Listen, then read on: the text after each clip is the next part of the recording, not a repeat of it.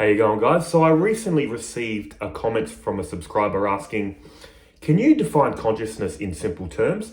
And this is a definition of consciousness that I use and that I love in simple terms, as simple as I can be. Consciousness is the knowing quality of objective experience which itself can never be objectively known. Now that might sound confusing, but I'll obviously go into more depth in this video. An even simpler definition would be not this. What do I mean by not this? It's not this world because the world is objectively known. It's not this body because it's an object. It's not these feelings. It's not this breath. It's not these thoughts. It's not this ego. All this has objective qualities. It's known, so it can't be any of this. What is the most subtle, objective experience?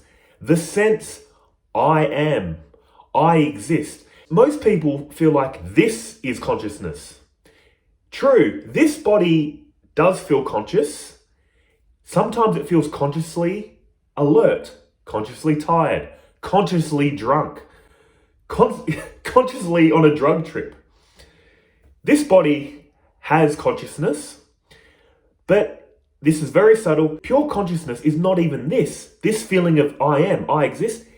Pure consciousness is that which knows the feeling of existence to this body. This is where most people that talk about consciousness and how they talk about consciousness in Hinduism, in Advaita Vedanta, kind of split off. They're always studying the mind, saying that the mind is conscious. No, pure consciousness lights up the mind. What is the mind? Thoughts. It also projects all your feelings, sensations. What they talk about in Hinduism is basically there is pure consciousness and there is reflected consciousness. And what does that even mean? Well, think of it like the sun. The sun, picture the sun as pure consciousness. Its nature is to shine. Its nature is to know. Now, picture the moon as reflected consciousness. We talk about sunlight and moonlight, but ultimately, strictly speaking, moonlight is actually sunlight. The sun is shining on the moon, and at nighttime, the moonlight reflects the sunlight and lights up the earth at night. It's the same with our mind. They say our mind has the ability to reflect pure consciousness. Everything in this reality has a physical body. A table has a physical body, a gross body. A rock has a physical body, a gross body. We have a physical body. The difference with us, with humans, with animals, with plants, is we have something called a subtle body. Do you really feel like you're speaking to a body when you speak to your friends or family? No, you feel like you're speaking to someone or something inside the body. You feel like you're speaking to a soul or a mind. You know what I'm saying? And this is reflected consciousness. Like I said, the moon has the ability to reflect sunlight. Our mind has the ability to reflect pure consciousness. And when this is understood and grasped, you realize your essence, this is what they're driving at. You cannot know yourself.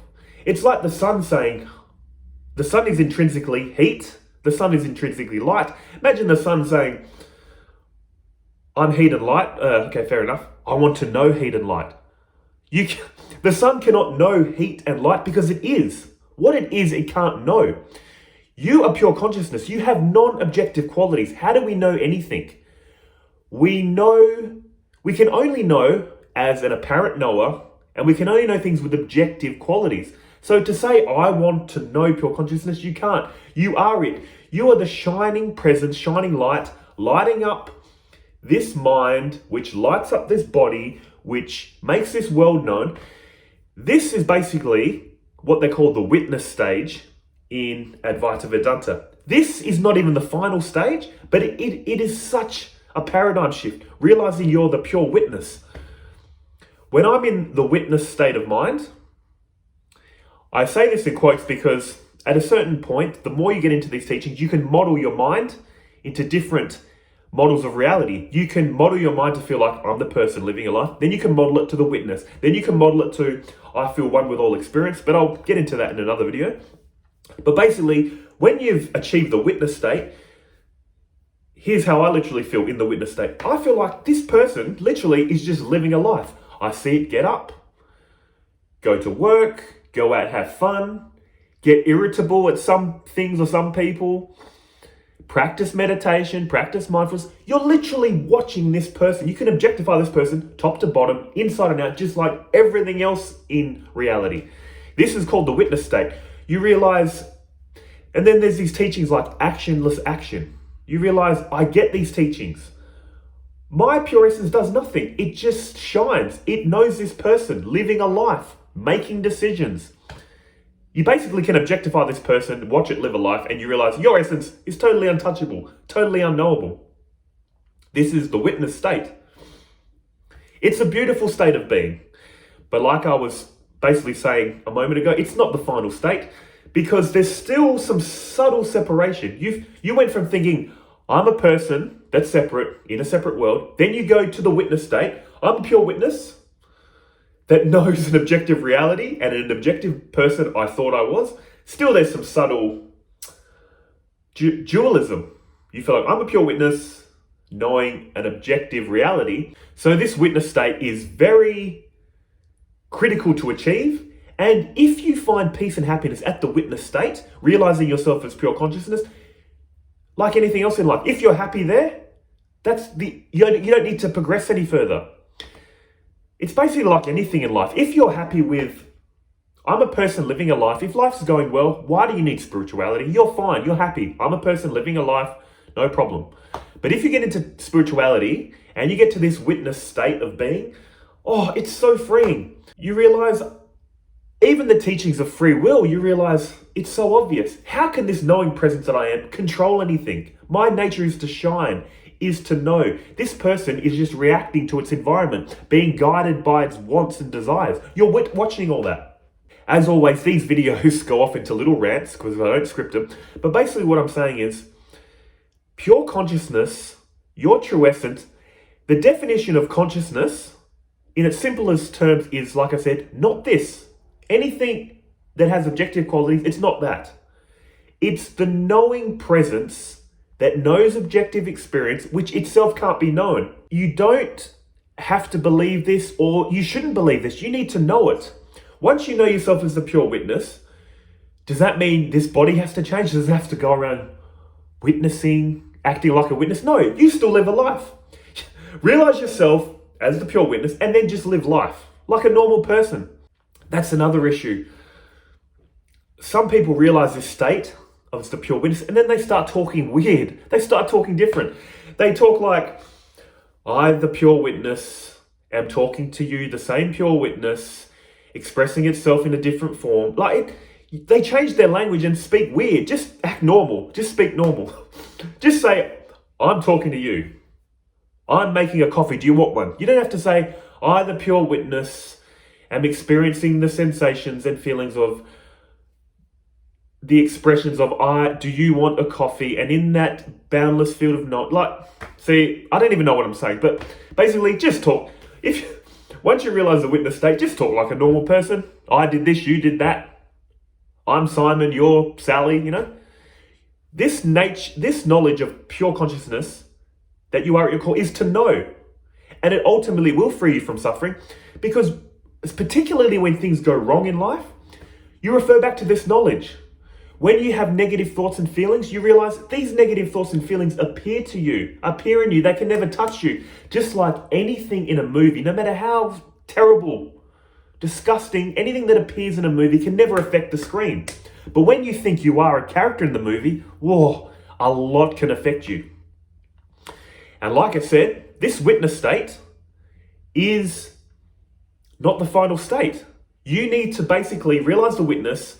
Once you're established in the witness, what do you do with this objective reality that you think you're not, that you think you're witnessing? It needs to be absorbed back into you. You need to realize the fabric of the pure witness that you are and the fabric of all of reality is one and the same stuff, like a pure ocean of existence.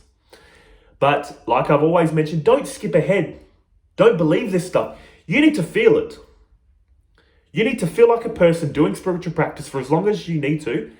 When the witness state dawns on you, sit in the witness state for as long as you need. Realize this person's living a life. You can't control it. You, as the witness, can't be affected.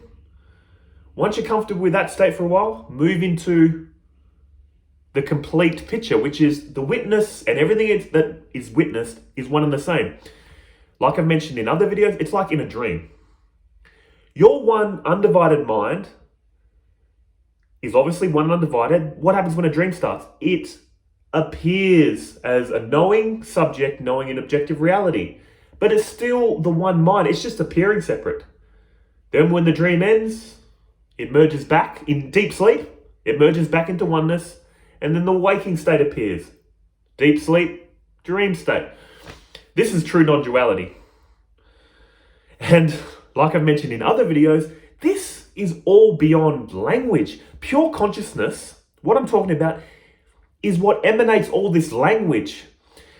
All this talk, all this spiritual talk, all this language, all these ideas and concepts is for this apparent person we think we are. Our pure nature, our pure essence has no problems, asks no questions, needs no answers, isn't doing spiritual practice. You need to realize that the deepest sense of your being is that.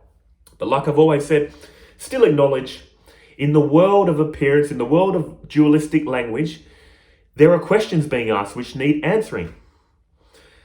And I'm going to stop it there because I hope you get what I'm saying. It's so hard. Look, in all honesty, this topic is so hard to talk about. It's so subtle because once it dawns on you, you realize it's literally beyond language. You can't even talk about it. It's like talking about silence. You can talk about silence all day, but the very fact you're talking is disturbing the silence, is stopping you from experiencing silence. The sound and the words describing silence are basically disturbing the silence, like I said. So it's the same with your true nature. I am trying to talk about something that is beyond language. So don't get caught up in my words. Get caught up in what are these words pointing to?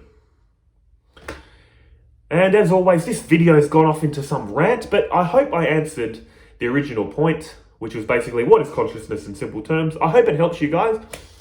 Take care of yourselves. I'll see you in the next video.